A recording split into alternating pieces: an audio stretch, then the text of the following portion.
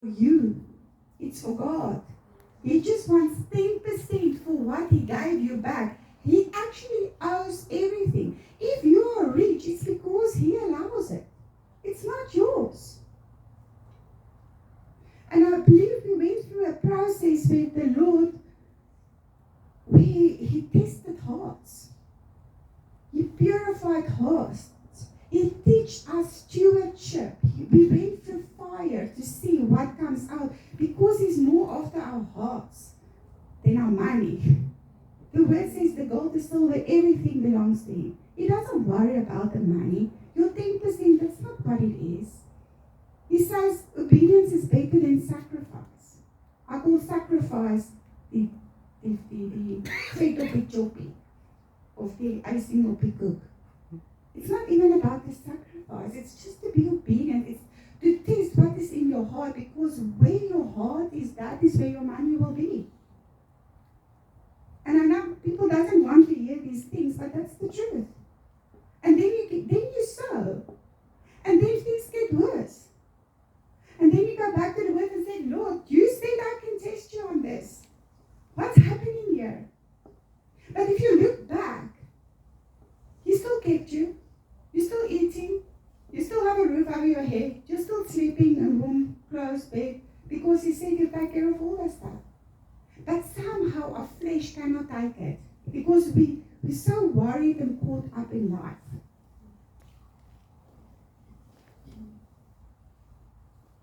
The thing is, he wants to bless us. He's a good father. But he wants your heart more than anything else. He wants your obedience. And if your obedience comes with a sacrifice, it's a smelling aroma. It's a smelling aroma. Then you'll trust God more. So let's go back to Deuteronomy.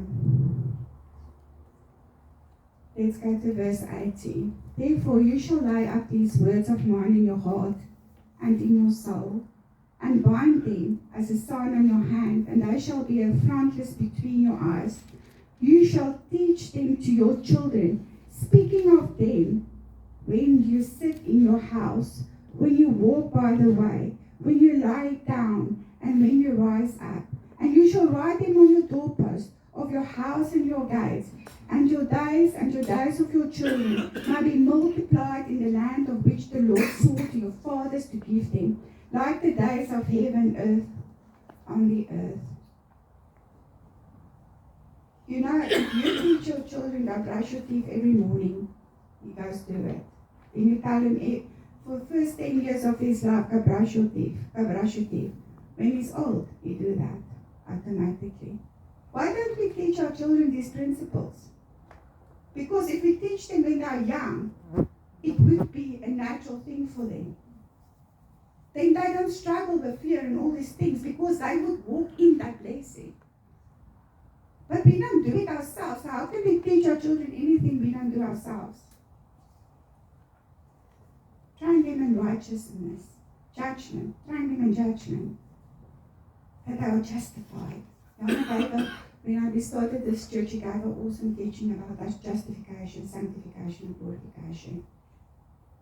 Teach your children righteousness, that they will not depart from that. Then we can move on.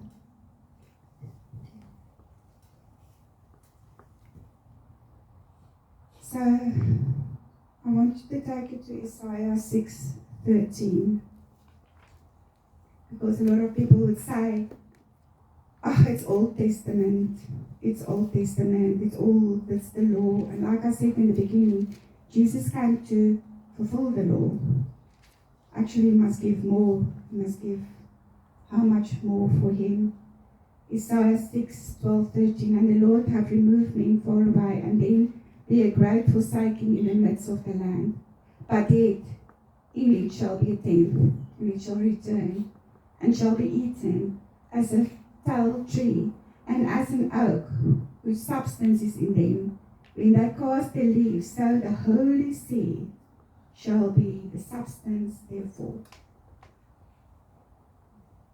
Jesus, our tenth, God gave the tenth of him for us to have a life in abundance.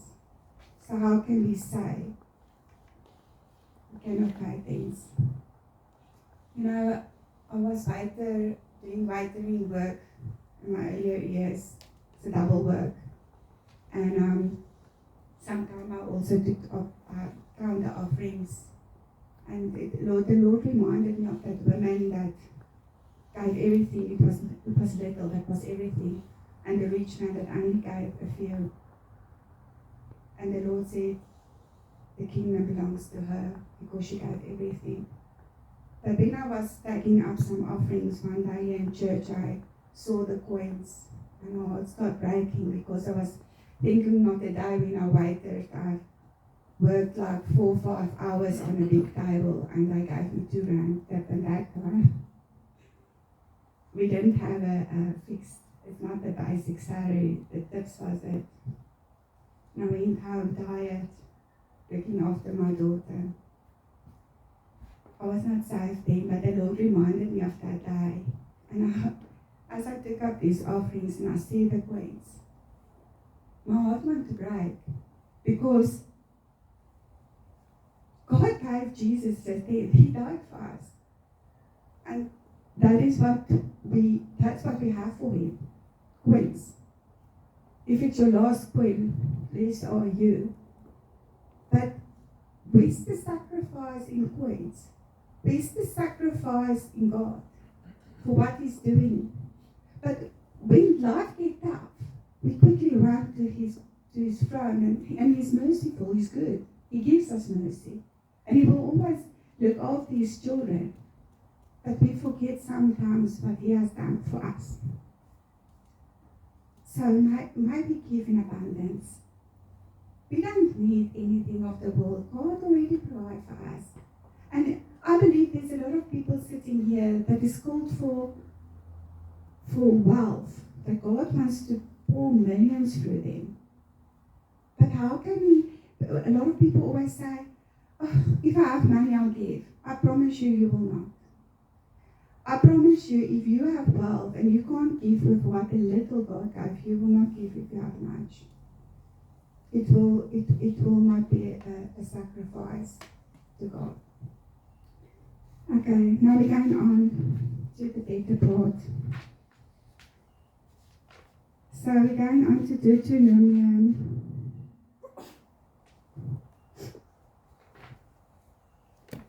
Oh, my purpose is taken apart. I mixed it up myself. Verse 21.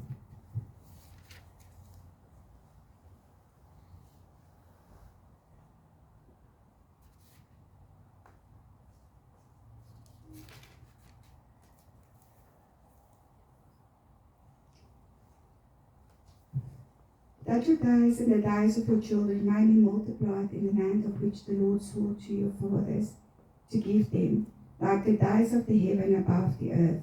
For if you carefully keep all these commandments which I command you to do, to love the Lord your God, to walk in all his ways, and to hold fast to him, then the Lord will drive out all the nations from before you, and you will dispose as greater and mightier nations than yourself. And then we can go to the last verse, 31. Now first go to 26. Behold, I set before you today a blessing and curse. We found that. 31. For you will cross over to the Jordan and go to possess the land which the Lord your God is giving you, and you will possess it and dwell in it. And you shall be careful to obey all the statutes and judgment which I have set before you today.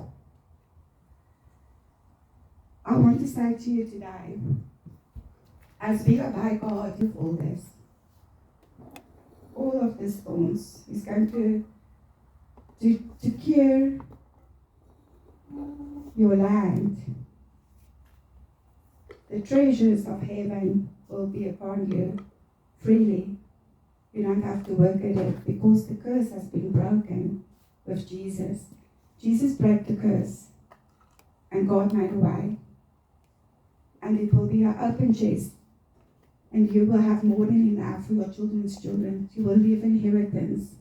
You will not work because you're free from the curse of Adam, the first Adam. Jesus came and gave us away so we can be free.